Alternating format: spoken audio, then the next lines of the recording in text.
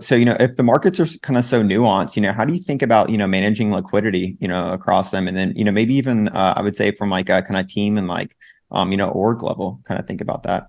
So, yeah, it's one of the challenges is like what we wanted to do was have broad coverage, but not all markets had a lot of liquidity. And so we had to keep our in-field infrastructure very light. And so we did. In fact, what we chose to do was we didn't have, on the marketplace side, we really didn't have in-field employees. They were all contractors that we could sort of spin up and down to do inspections and drive the houses, do that kind of stuff. So I think having a really variable cost structure allowed us to be in markets where we didn't have a lot of volume.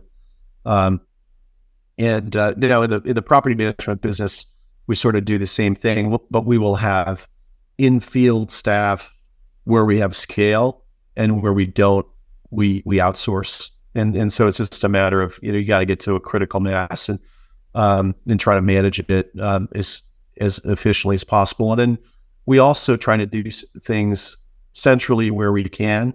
For example, in our leasing, we don't have field leasing agents. They're all centralized in Dallas, and all of our showings are virtual. So when residents who are renting homes that we manage go to the homes, they get a code.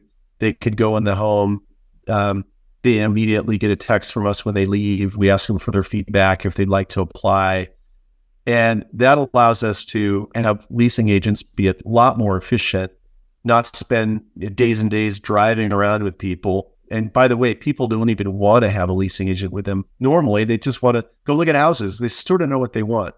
And so it's a way to sort of create a lot more efficiency. And I actually think it creates a more empowered customer experience because they could just go on their own and look at what they want. So I think it's a combination of having a variable cost structure, centralizing things as much as you can, being able to flex helps when you don't have scale in certain markets.